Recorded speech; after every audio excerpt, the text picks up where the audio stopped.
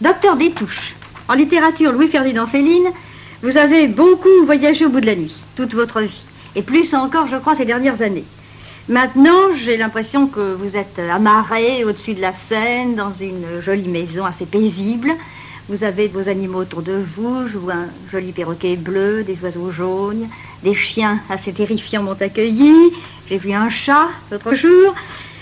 Enfin, il me semble que le cadre est apparemment paisible.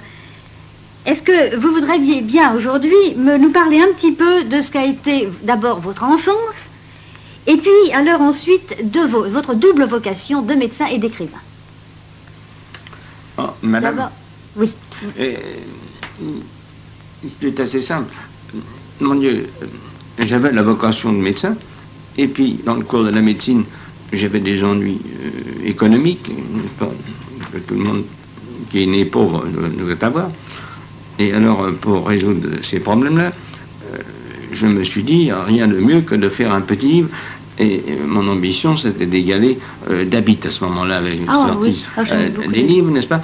Et alors, j'ai dit, je vais en faire un aussi. Alors, mais je vais le mettre sous le nom de ma mère, comme ça, personne ne saura que c'est moi.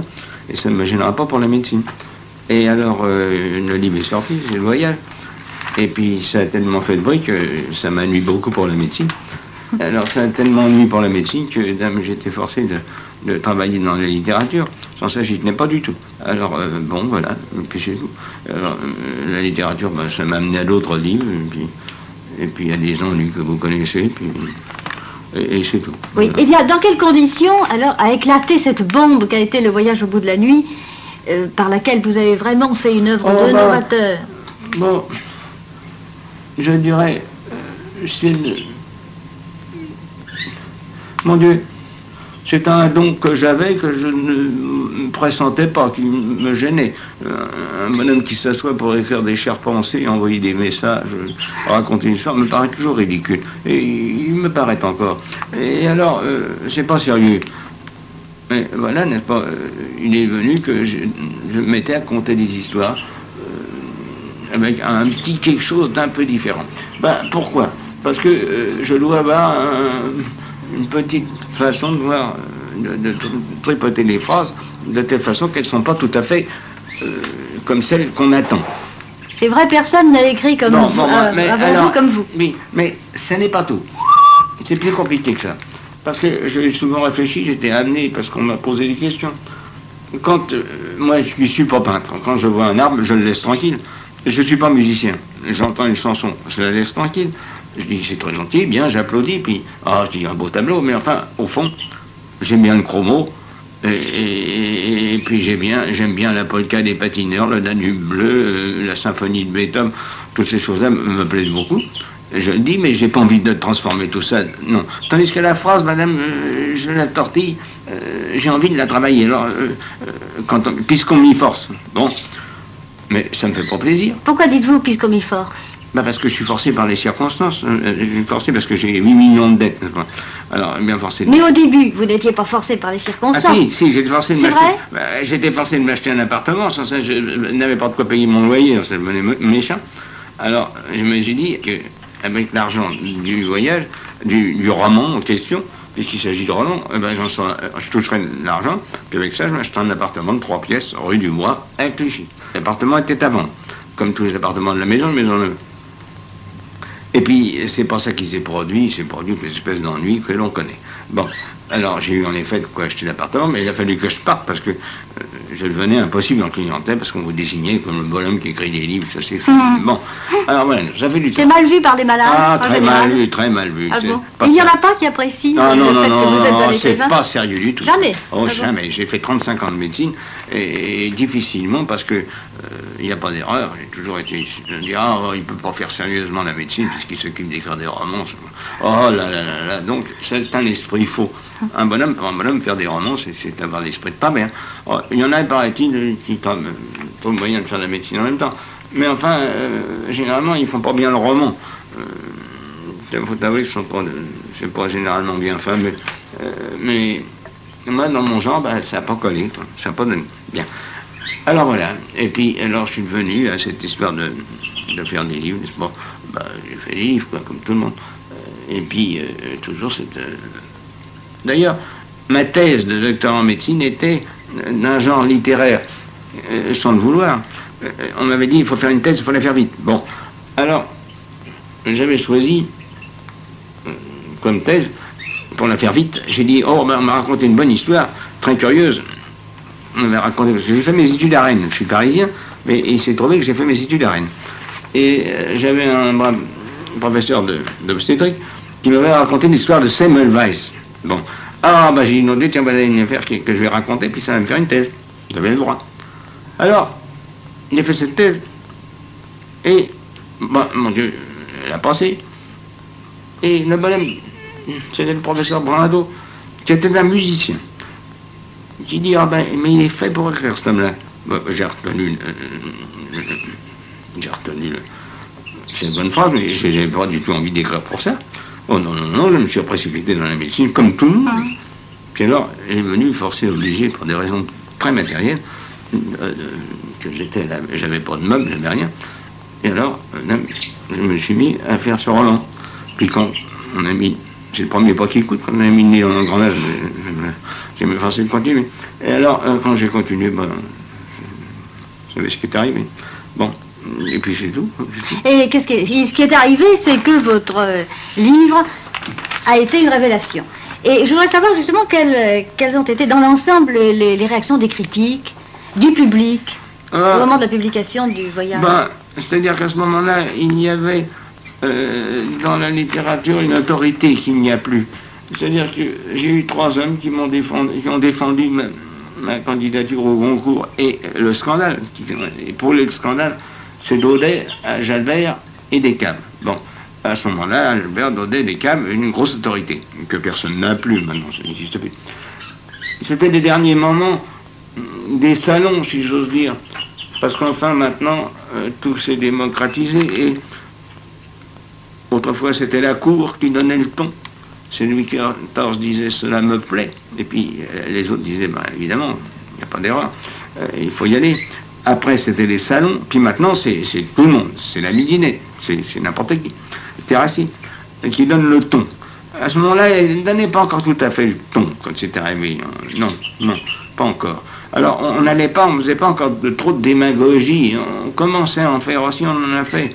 Grasset en a fait, on a commencé avec Marie Chapdelaine, on a commencé à s'occuper de l'opinion de la midinette. Avant, on s'en occupait pas, ça restait le langage, c'était une affaire, le peuple s'en foutait, il s'occupait de lire son journal, mais même il disait rien du tout. Mais là, depuis, on s'est mis alors à s'occuper de plaire. Pour plaire, alors on a mis la publicité en route, etc. Enfin, le scénario habituel. Mais à ce moment-là, il y avait encore des autorités. Bon, des gens qui avaient de l'autorité. Bien. Eh ben, mais il n'y en a plus. Maintenant, personne ne peut plus imposer un goût. Il n'y en a plus du goût. C'est pas ça. Alors, c'est tout.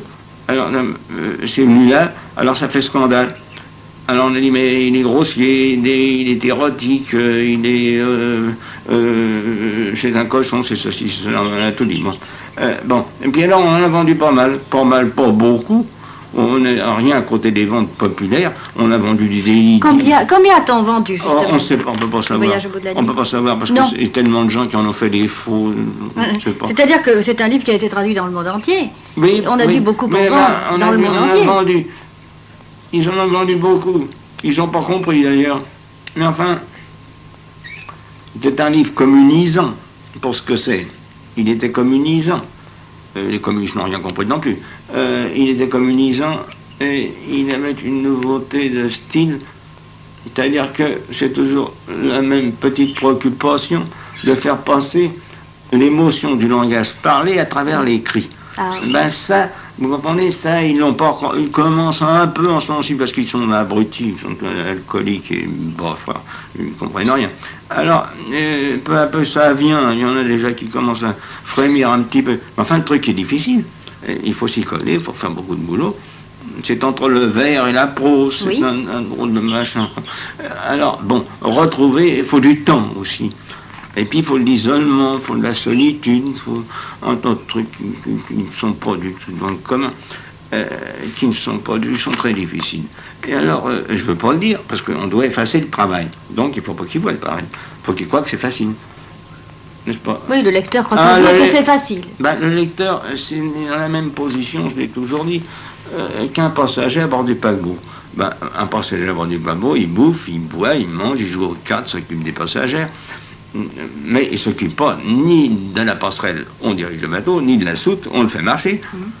Mais non, il n'est pas là pour ça. Il est là pour se délecter. Ben, le lecteur, il est là pour se délecter. Alors, il se délecte ou il se délecte pas, mais enfin, il n'a pas grand-chose à faire que ça. Il ne doit faire que ça. D'ailleurs, quand un bonhomme de la soute monte sur le pont, il fait mal. C'est pas sa place. Et il y a une visite aux machines. Enfin, très peu. J'ai des médecins de bord, je connais bien. Mais il en vient tout taché, tout graisseux, tout ça. Puis là-dedans, il y a des machines qui font un bruit infernal, puis qui sentent mauvais. Non, c'est pas la place du passager. Et puis sur la passerelle, l'ami gêne, parce qu'il a, c'est des cartes, c'est très grave. Lui, il est là comme critique. Alors il dit, ah ouais, je n'aurais pas passé par là, mais j'ai jamais su, j'aurais pris un autre chemin. Mais il me semble que ce capitaine, oh, je ne l'aime pas Barbu comme il est, il ne trouve pas Joséphin, oh, je trouve que si, etc. C'est la critique. Bon, mais n'est-ce pas, le bonhomme qui travaille, qui produit et le bonhomme qui consomme, c'est deux hommes tout à fait différents. Et de même, le bonhomme qui écrit un livre et celui qui le lit, c'est deux bonhommes tout à fait différents. N'ont rien de commun. Rien à voir ensemble, rien à voir ensemble. Il faut les foutre à la porte. Ils n'ont rien de commun. Mais alors, voilà. Pensez à ça parce que vous représentez la Bibliothèque nationale. Il faut même leur dire tout de même qu'à l'heure actuelle, ben, n'est-ce pas, ce monde-ci, le monde occidental, le nôtre, monde de la Bible, puisque c'est de ce dont on parle tout le temps, eh bien, ce monde judéo-chrétien auquel nous appartenons, y compris la Russie d'ailleurs, eh bien, tout ce monde-là, et l'Amérique, vit dans la publicité. Alors, on est pour une publicité. C'est abruti, complètement abruti par la publicité. C'est votre bête noire et vous avez bien raison. Complètement abruti. Mais les autres sont abrutis par la propagande politique. Alors, en somme, oui, c'est un peu pareil d'ailleurs. Pareil. Oui. Ben, dans le temps, ils étaient abrutis par le jugement de la Cour, n'est-ce pas? En somme, il y a très peu de... C'est le dogmatisme. N'est-ce pas? Il fallait faire très attention, pas se faire brûler, parce que Rabelais passait son temps, et Molière lui-même, faire attention, pas être brûlé, passer sur un bûcher, n'est-ce pas? Ben, de même, en ce moment-ci, il y a des totems, n'est-ce pas? Il y a des grilleries, et dame, il y en a eu de tout temps. Mais il y a de tout temps. À la cour de Louis XIV, il était absolument interdit de parler de politique. On pouvait parler de tout ce qu'on voulait, sauf d'aborder les sujets qui étaient réservés au roi. Oui. Ça, c'est impossible. Ça, c'était immédiatement la disgrâce et puis la Bastille. Eh bien, les totems comme ça, c'est partout. Alors, le malheureux Scriborion, il faut qu'il se débrouille pour passer à travers tous ces écueils. Par exemple, ici, c'est des clics. Voilà, il y a la clique du Figaro, la clique des Goncourt, la clique de l'Académie, la clique des Trois Magots, la clique des pédérastes, la clique des anti-juifs, la clique des pro-juifs, la clique, etc., des jésuites, la clique des catholiques, la clique des communistes, la clique... Alors, chacun a son auteur préféré, oui. Et alors on chante, n'est-ce pas, énormément les mérites de celui qui appartient à une clique. Et puis on répudie les autres, on les traite de tous les noms, ou on ne les nomme pas du tout. Il y a un interdit. Bon. Ben, évidemment, au fond, tous ceux qui s'occuperont de la littérature de ce siècle, ils ont très peu de chances de voir la vérité, parce qu'ils la verront à travers les temps auront changé d'abord. Alors, les choses qui passionnent actuellement ne veulent plus rien dire. Je vois tellement des réaux, je lis volontiers, c'est un journal qu'on se... il raconte des histoires de tas de gens, très rigolotement. Quel journal? Tellement des réaux. Ah oui, il y a vraiment des historiettes de tout le monde qui c'est comme un journal. C'est un journal. C'est une chronique, c'est rigolo. Mais ça ne représente plus rien. Les gens qui sont là, ils ne sont plus rien. Ce sont des sondes très refroidies, n'est-ce pas? C'est très amusant à lire. C'est très drôle. Les petites histoires qui nous passionnent maintenant avec la distance. Alors, mon Dieu, qu'est-ce que c'est la nouveauté littéraire? C'est un journal, on raconte une histoire. Ça devient de moins en moins, ça devient de moins en moins intéressant. Sauf la bénédiction de la littérature, c'est qu'il y a 1 million de jeunes tous les ans qui viennent à la surface. Alors on leur dit, vous savez, en ce moment-ci, il faut lire M. Camus, parce qu'il apprend à penser. Puis n'oubliez pas de lire le magnifique Malraux, parce que c'est étonnant. Lisez le super machin. Bon, alors la jeunesse, elle demande qu'à le suivre. Alors il dit, ah, t'as passé le bachot, t'es instruit de dire ça. Bon, alors il dit, puis l'année prochaine, il viendra 1 million d'autres têtards, pour en trouver d'autres autres. Hein. On dira, ah, vous savez, oh, il y a des extraordinaires visions de Goncourt, il précipite sur le Goncourt. C'est le million de têtards tous les ans qui fait que ça marche, parce qu'après tout, il y a 1 million de têtards tous les ans. Alors ça, c'est ça qui entretient le truc. Après, les bonhommes se les intéressent, ils bouffent, ils boivent, ils roulent, ils vont en vacances. Ils ne lisent plus rien du tout. Bon, mais c'est la vie, quoi. Mais alors, de types qui s'intéressent vraiment aux livres, il y en a très peu. J'ai calculé, avant 39, là, je calculais même, on donne encore le temps. Oh, oui. J'ai calculé avant 39, ben, il y a 6000 personnes, au fond, qui s'intéressent en France. 6000 personnes. Là, vous êtes peut-être pessimiste. Je pense tout de même qu'il y a plus de lecteurs. Pas beaucoup plus. Il y en a autant que pour meubler une salle de théâtre, du théâtre des pièces modernes. Oui. Vous ne pensez pas qu'en province, justement, on lit beaucoup plus qu'à Paris, parce qu'on a plus de temps? Non, on se repasse des livres. Oui.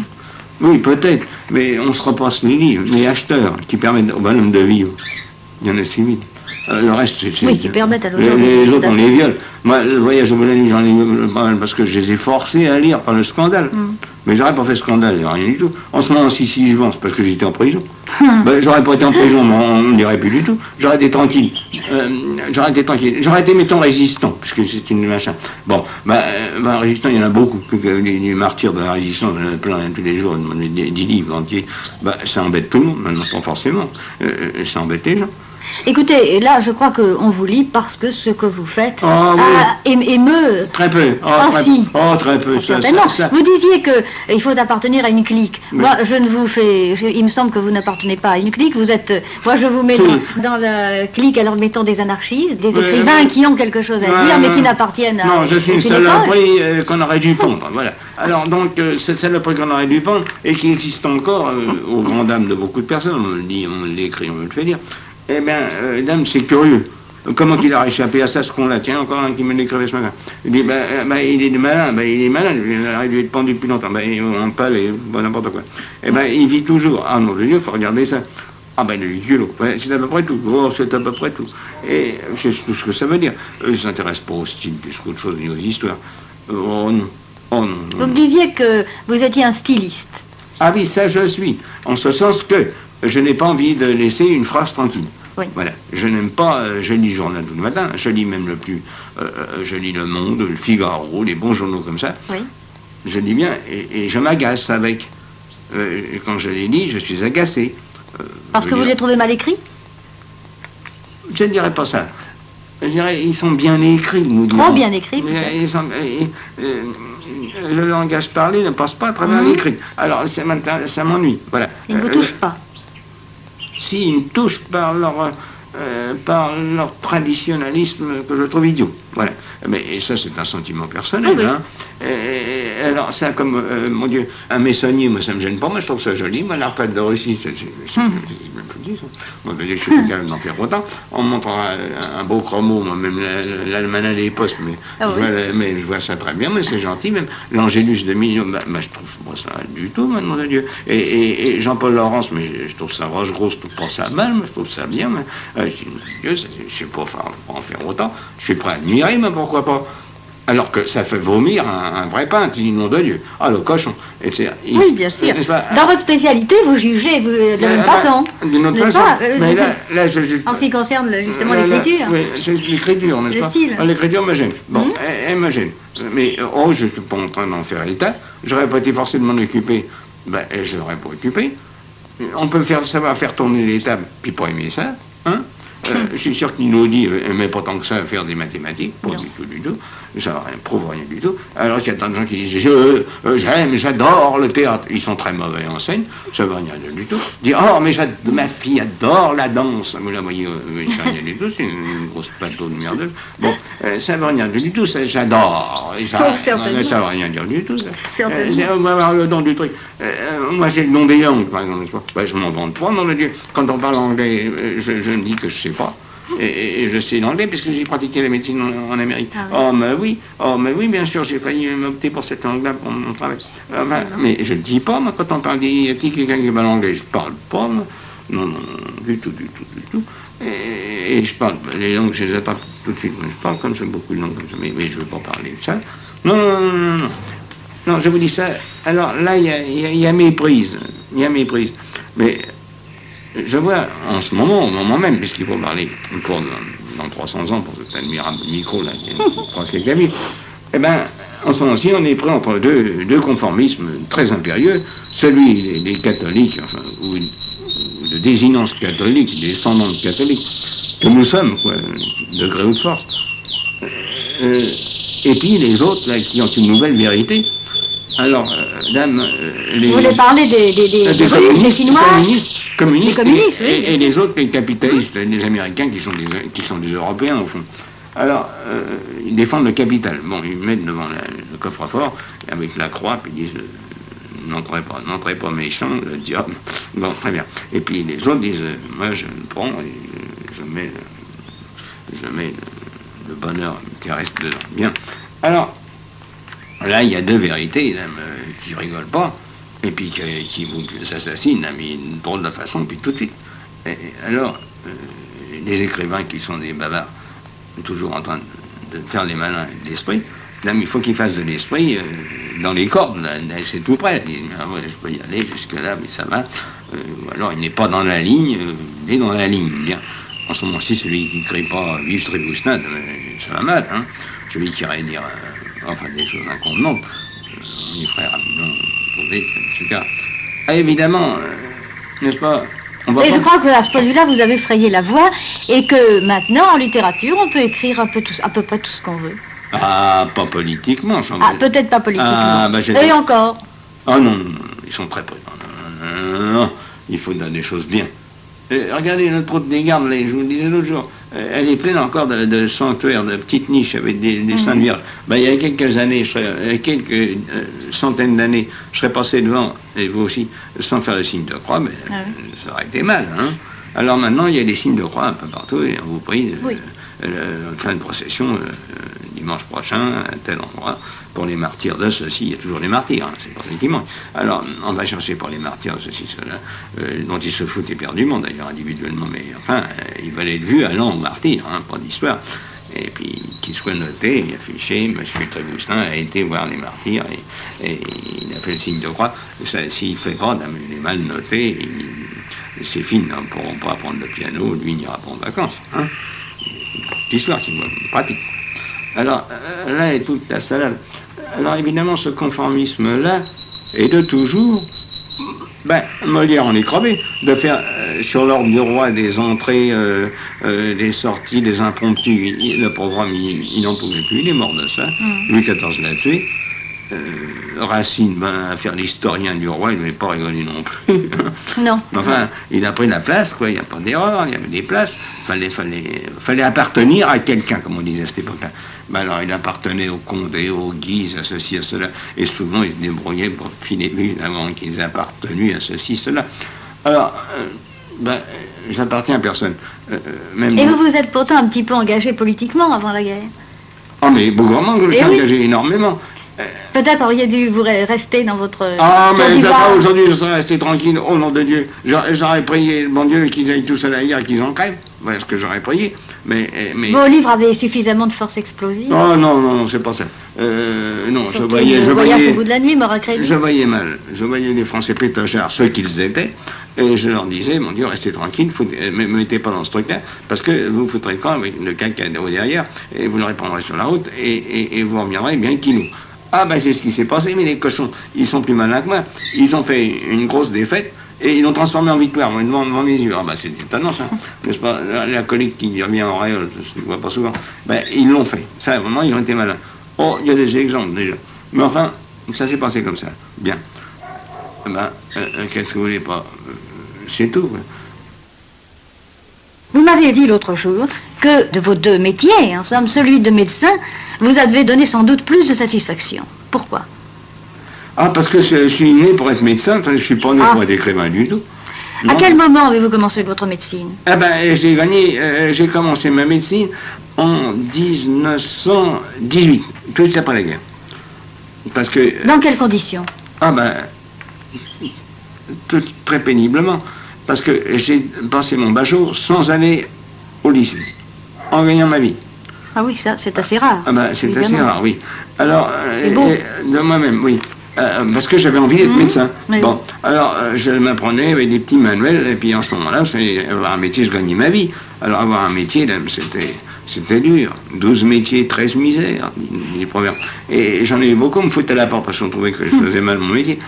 Alors j'ai fait tous les métiers comme ça, beaucoup de métiers. Alors quand on me parle d'Amérique et de machin, mais non, j'ai fait tout ça. Mais je suis bien régulier, alors j'ai travaillé dur. Puis j'ai passé, il y avait des gens à la session là, qui étaient plus vieux que moi. Il y en avait de 70 ans qui passaient leur bachot, qui étaient malins, qui voulaient aussi avoir le bachot avant de mourir. Moi je voulais avoir mon bachot pour aller à la faculté, au PCN. Alors je suis entré à la faculté de médecine de Rennes, à l'école de médecine de Rennes à cette époque-là. Je me suis marié avec la fille du directeur de l'école. Mademoiselle Follet, c'était Follet, Thanos Follet. Et puis là, alors après, ça a suivi son cours, quoi. Et puis, je suis entré à la Société des Nations. Et puis à la Société des Nations, j'ai fait des voyages à travers le monde. Ah bon? Qu'est-ce que vous étiez à la Société des Nations? Épidémiologie, je cherchais des petites bêtes. J'allais chercher des anophèles. Mais je suis licencié en sciences naturelles. Ah oui, j'apprenais tout, moi. Alors, j'apprenais les sciences naturelles. Alors, j'apprenais l'épidémiologie. Alors, j'ai fait de l'épidémiologie. Et alors, j'étais pour la Société des Nations. On m'avait mis là, la Fondation Rockefeller m'avait mis là, et eux, ils m'avaient envoyé partout. Alors au Congo, et au Dahomey, et puis en Nigeria, pour la chasse à la fièvre jaune.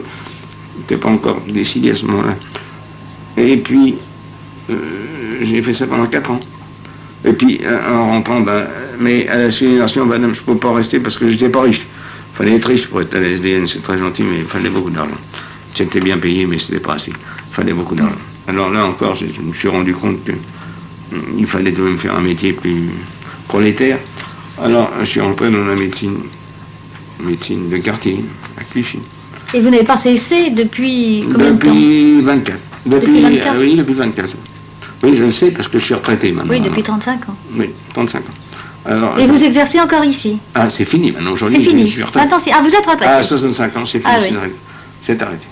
Mais ces dernières années, vous avez continué? Ah oui, je suis toujours curieux de ces choses-là, oui, toujours curieux. Alors, tandis que, mon Dieu, la littérature, je regarde ça loin. À moins qu'on m'apporte un livre avec un nouveau style, mais je vois rien du tout jamais. Toujours traité en dessus. Ils écrivent comme en 1900 et avant. Ils sont imbéciles. Non, ils sont et pourtant, Miller qui se réclame de vous. Oh, mais Miller, il est anglais, c'est une traduction. Américain. Je suis styliste, mais je ne m'intéresse pas à l'anglais. Non, il n'est pas styliste. Je suis styliste. Alors, il n'y a que le français qui m'intéresse, mais oui. Le français, il ne bougera pas beaucoup parce que les Français n'ont plus beaucoup à la fois. Ils aiment l'exotisme, tout ce qui n'est pas exotique. Vous savez, on n'a qu'à voir les chansons. Tout ce qui n'est pas exotique ne plaît pas. Ce que dirait le directeur d'un café-concert, on n'aime plus les chansons. Alors, il faut aller vers le gitan ou la litanie, le truc brésilien, le nègre. Oui, il n'y a pas une invasion de chansons italiennes. N'importe quoi, sauf du français. Ah non, ça on l'a en horreur. Pour la bonne raison que nous sommes envahis, n'est-ce pas, évidemment, en ce moment-ci. Alors, il y a tellement de gens d'ailleurs que je crois qu'ils emporteront le cosmopolitisme gagne, vous comprenez. Alors que les Américains sont toujours restés fidèles au latin, les Américains. Nous arrivons à prendre des nouveaux noms en Guinée, ça va venir. Il y a une désaffection de tout ce qui est autochtone. Les indigènes ici n'ont plus la loi, n'est-ce pas? Alors, c'est des conquérants qui vont gagner. Et puis, ils vont imposer leur langue. Jules César l'avait déjà fait, la preuve c'est que nous parlons latin toujours. Je veux dire, oui. Un latin bâtardi qui est le français. Eux, ils vont imposer une langue, c'est eux. Ou les Russes, ou les Chinois, n'importe qui voudra s'emparer de ce petit châtel. Vous savez que maintenant, mon Dieu, les rénovations de langue, comme moi, la toute petite histoire de style, ça n'a pas beaucoup de sens. C'est l'archéologie qui ne trouve pas de pli. Non. Non, non. Maintenant que voulez-vous, vous êtes un auteur classé, on n'a plus à vous découvrir. Louis-Ferdinand Céline, vous êtes quelqu'un de bon pour les anthologies, voilà. Écoutez, je vais vous demander, alors, parce que c'est tout de même frappant quand on vous lit, n'est-ce pas, certains ne voient en vous que le côté, justement, grossier, pornographique. Évidemment, ce sont des lecteurs extrêmement superficiels. On peut voir aussi en vous une espèce de rancœur, de grief contre l'espèce humaine. Moi, évidemment, qui suis une admiratrice, et je crois bien connaître vos livres, je vois infiniment autre chose dans vos livres. Je vois de la tendresse pour les êtres humains, pour les animaux, et je vois bien au-delà de la grossièreté, un immense lyrisme, n'est-ce pas? Et cependant, il y a quelque chose aussi qui, tout de même, il y a des phrases chez vous qui frappent. Par exemple, dans Mort à crédit, vous dites, à propos de votre mère, elle a tout fait pour que je vive, c'est naître qu'il n'aurait pas fallu. Et cela, évidemment, on le retrouve énormément dans tous vos livres. Il y a en vous, à côté de cet intérêt, comme vous le dites, pour tout, pour toutes les connaissances et pour tous les êtres qui vivent, il y a cette espèce de pessimisme. Êtes-vous vraiment foncièrement pessimiste ou pas? Là, madame, je crois que l'affaire cliniquement est plus simple. Oui. Du moment que vous bafouillez des histoires, hein, c'est qu'il y a quelque chose qui ne marche pas dans votre système nerveux. Il est évident que j'étais taré à la naissance.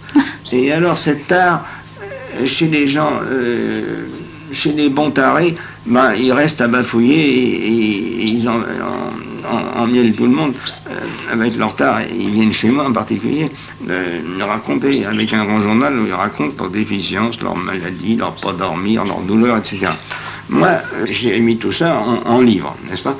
Oui. Alors, c'est ça, au fond, qui fait au fond la production. C'est parce que vous êtes taré sans ça. Ben, vous vivez gentiment, oui, bien sûr. Dans votre foyer, vous avez assuré votre vie matérielle. Et vous ne vous posez pas trop de questions. Oh, il n'y a pas de problème. Alors, il n'y a pas de problème. Si vous n'êtes pas taré, si vous n'avez pas en naissant une tare qui vous fait être un type qui ne jouit pas de la vie, oui. Ben alors, si vous jouissez de la vie, du manger, du boire, du dormir et du reste, enfin, des petites choses accessoires, ben alors, vous avez une vie bien gentille, quoi. Et vous n'avez pas de raison de sortir de cette vie bien gentille, si ce n'est de conquérir une meilleure place au soleil, quoi. Je sais bien dire. Moi, j'avais évidemment, j'étais mal placé. Ma mère était nerveuse, mon père était nerveux. Ils étaient des tarés, nerveusement pauvres gens. Et certainement que j'ai hérité de leur angoisse et de leur inquiétude innée, n'est-ce pas? Alors, j'ai transformé cette inquiétude innée en bafouillage. J'aurais aimé mieux, je l'avais mieux en médecine. Je trouvais qu'elle était mieux, mais elle donne mieux en médecine. Je vois bien que je n'avais pas ce qu'il faut pour être grandement médecin. D'abord, j'avais commencé trop tard. Et puis ensuite, je ne crois pas que j'avais le sens scientifique suffisant pour faire... Je n'avais pas ce qu'il fallait. Non, j'étais pas doué. J'aurais fait un bon médecin de quartier, mais j'étais pas doué pour faire un bon médecin. Tandis que j'étais fait pour, évidemment, pour faire des livres. Et alors, c'est une tare, aiguillée avec assez de volonté. C'est la volonté, au fond, qui fait ça. Qui évite que vous tombiez dans le ratage complet. Ou alors il vous reste juste le bavardage, bafouillage de vos tares. Et moi, je mets des tares en balai, en n'importe quoi. Alors, ça, c'est un travail pénible, n'est-ce pas? Mais ça y est, c'est tout. Alors, histoire, ça, évidemment, les animaux, tout ça, c'est l'intérêt d'une vie réduite, n'est-ce pas? L'intérêt d'une vie, évidemment. Pourquoi dites-vous réduite alors que tout de même vous avez eu une vie assez riche et vous avez été médecin, donc vous n'avez pas eu une vie uniquement intellectuelle et d'écrivain, pas du tout, n'est-ce pas? Pas du tout. Mais alors, tout de même, en finissant la vie, parce que je suis au bout, je suis le vieux machin, le vieil idiot de littérature comme était Léoto, évidemment, il en faut toujours un, je suis celui-là maintenant, mais ça m'aide... Je me méfie de l'homme pour... Oui, vous méfiez sûrement. Oui. Vous méfiez et en même temps, malgré tout, vous avez de la pitié. Oui, jusqu'à un certain point. Mais je me dis que L'homme est ainsi fait que ce qui lui manque, c'est le cirque romain. Alors, c'est pas un individu très agréable. Ce qu'il voudrait, c'est de la mise à mort, bien palpitante, qui voit sous ses yeux, là. Vous faites vider n'importe quel théâtre.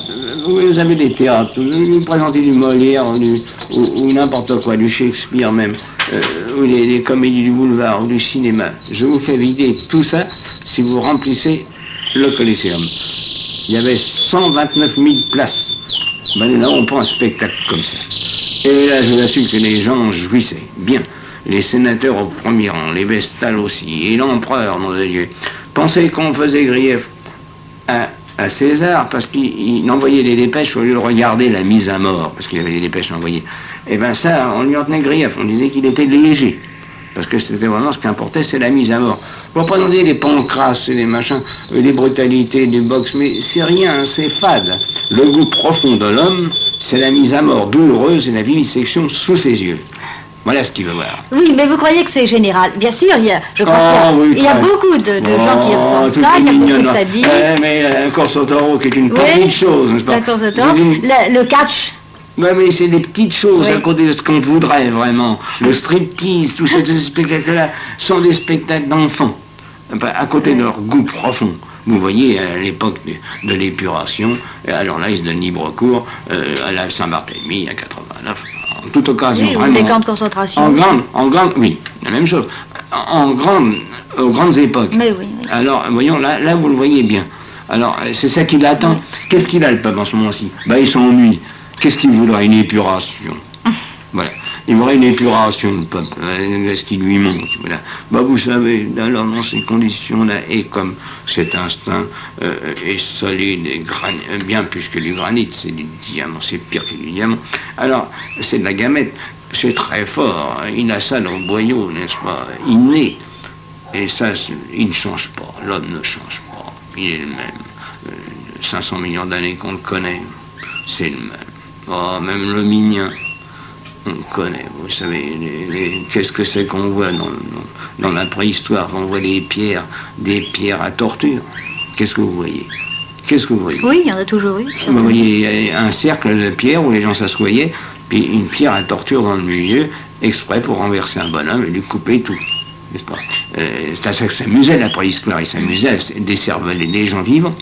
Eh bien, ça ne leur manque pas. Oui. Et maintenant, on tuera 200 000 personnes à la fois, comme à Hiroshima. Oui, mais encore Hiroshima, c'est une espèce d'exécution capitale. Ça ne mais pas la torture. C'est aussi la torture, tout de même. Oui, mais pas aussi bien que les Gaulois ont duré d'ailleurs 4 siècles avec le cirque. N'est-ce pas? La grande civilisation romaine, c'est 4 siècles de cirque. Du jour où ils ont supprimé le cirque, les catholiques ont supprimé le cirque, et bien à ce moment-là, ils ont capoté. Alors, vous savez, c'est un individu, je regrette que j'abandonnerai sans peine, n'est-ce pas? Parce qu'il a vraiment de sales instincts. Et les instincts qui sont irrémédiables. Parce que je ne sais pas, quand on me lira à la Bibliothèque nationale dans 3 siècles, je ne sais pas s'ils auront changé d'instinct, mais j'en serais bien étonné. 3 siècles, qu'est-ce que c'est? C'est rien du tout. N'est-ce pas? Dans 500 millions d'années, on n'a pas changé d'instinct. Les pierres qu'on trouve et les cerveaux qu'on trouve sont des pierres de torturés. Voilà ce qu'on voit. Des pierres de torturés. Voilà. C'est tout. Alors ça, déjà, je suis l'ennemi de la violence, mais par là un monstre. Parce que l'homme, naturellement, aime la violence. Mais pas dans l'Inde. Mais si aussi, oh là là. Peut-être moins. Mais si, pareil. La même chose. Oh là, dans l'Inde, une des distractions de l'Inde, c'est de faire venir des vieux chevaux, pour les tuer, au coup de bâton. Ah bon? Alors, n'est-ce pas d'illusion sur la... Des illusions. Non, la non-violence, c'est une blague. Ils sont aussi sadiques et dégueulasses que partout ailleurs. Et c'est les hommes. Et l'homme a ça en lui. Qu'est-ce que je regrette, mais il est comme ça. Alors, moi, comme je suis un homme... Bon, très bien. Alors, je crois que vous avez raison d'avoir beaucoup d'oiseaux dans votre les pauvres bêtes. bureau. Oh, mais ne croyez pas, le chat est très sadique. Ah oui, je le sais, je connais bien et le chien aussi. Hein. Le chien moins. Oh, le gros... les chiennes, c'est effrayant. Ah. Oh là, j'en ai eu beaucoup, moi, je sais. Les chiennes, terribles. La chienne est terrible. Oh, la chienne est pire que le chien. Oh, elle est terrible. Elle n'est pas sadique avec l'homme, voilà. Non, avec l'homme, non. Mais entre eux, oh là, je les séparer tout le temps. Ils se boufferaient. Oh là, c'est universel ce truc-là. On compte des oiseaux qui ne sont pas méchants. Il y en a quelques-uns, mais très rares. Il y en a quelques-uns. Une espèce aux Indiens. Le serin est pas méchant. Mais enfin, il y a très peu. Non. Non, non, non. Non, c'est le sadisme et la violence de l'homme qui vous écœure. Une fois pour toutes. J'en suis fini. Allez, allez, hop. Alors là, puisque c'est le geste de l'empereur, ben allons-y, n'hésitez pas. Non, alors vous me dites quelque chose, j'avais qu'à les laisser faire. Ils savent très bien. Bon, très bien. D'ailleurs, leur appétit de guerre est naturel. Ils ont envie de ça. S'ils n'avaient pas envie, ils ne la feraient pas. Hein? Oui, à l'heure actuelle, ils iraient tous aux mairies. En Russie comme en France. Puis on ne veut pas la guerre. Mais une fois partout, on n'en veut pas. Ben, il n'y en aura pas. Hein? Oui, il me semble aussi. Évidemment, mais ils sont. Il y a tout de même des forces qui luttent un peu contre la guerre. Les femmes sont pudiques, mais enfin tout de même, hein, n'est-ce pas? Il arrive ce qu'il arrive, c'est fatal, hein, parce qu'en elles, il y a l'instinct. Hein. Les femmes, les jeunes filles ne disent pas maman, je veux me marier, etc. Non, n'est-ce pas? Mais ça se fait, quoi. Ça se fait. C'est bien ce qu'il arrive. Hein, alors, c'est l'instinct. C'est très fort un instinct, ça ne le montre pas. Il est voilé, mais il est là. Il est très puissant. Oui, ça, l'instinct de guerre est plus hypocrite qu'au Moyen-Âge. Oh, oui, bien sûr. Oh, non. Nous sommes loin de la littérature. Pour terminer, je veux tout de même vous demander si vous travaillez en ce moment, ce que vous écrivez. Oh, j'écris, il faut bien, parce que je dois 8 millions à mon éditeur. Alors rien que ça? Ah oui, c'est tout. Alors j'écris. Pour payer mes dettes, c'est tout. Parce que si je payais pas mes dettes, ben, il serait méchant. Forcément, c'est un commerçant, lui. Alors. Il faudra un peu plus de séries noires. Oh, ça ne rapporte pas à ce point-là. Non. Non, il faut y aller. Hardi petit, j'ai entendu ça depuis que je suis né. Hardi petit. Vous voyez? Alors Hardi petit. Vous avez encore du pain sur la planche? Oui. 65 ans, il faut que je m'école. 66e année, mais ça ne me fait pas rire. Lui, il ne travaille pas, lui. Ben, il n'est pas là pour ça. Mais moi, je suis là pour ça. Mais alors, ça, en Amérique, en Angleterre ou en Russie, ça ne change pas, ça. Ça, les régimes, les formes, ce sont des mensonges qu'on refoue aux hommes pour leur cacher leurs instincts. En réalité, le cirque romain avait mis des choses bien au point. Alors, Panem et sur Saint-Cès. Oui, c'était pas hypocrite, au moins. Non, Panem et sur Saint-Cès, ça suffit. Du pain, du son bien dégoulinant, du gladiateur, voilà ce qu'il faut. Du gladiateur. Voilà, c'est tout ce qu'on demande. C'est tout ce qu'on me donne là, je sais pas, littérature ou striptease, c'est ennuyeux, voilà. C'est une bonne mise à mort, ça, il y a le peuple satisfait. Demain, on met à mort Céline, place de la Concorde, on le découpe en morceaux. D'ailleurs, à la roue, quoi, une place de grève, il y allait tout le temps. Et c'est ce qu'il faisait, quoi. C'est une grande distraction. Ben, je crois que nous avons tout dit. Vous avez dit beaucoup de choses intéressantes, en tout cas, et nous en remercions beaucoup. Pas intéressant, mais voilà, je crois que nous avons fait notre devoir. Voilà. Eh bien, je vous remercie.